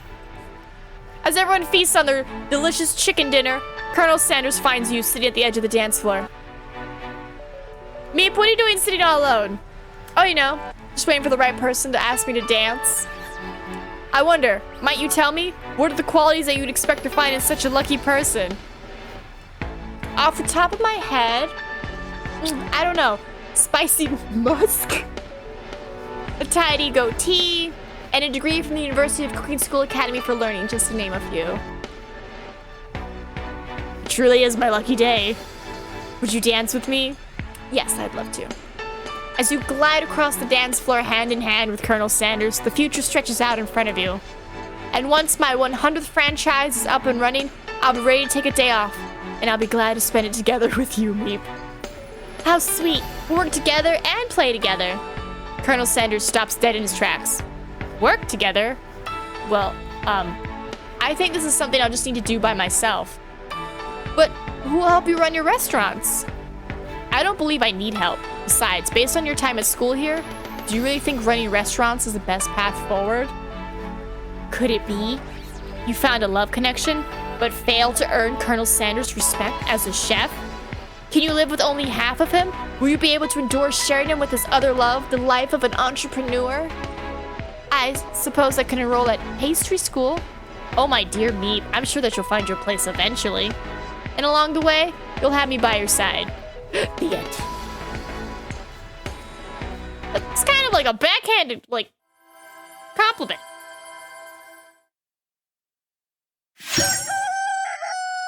See it again and I'll click the credits button.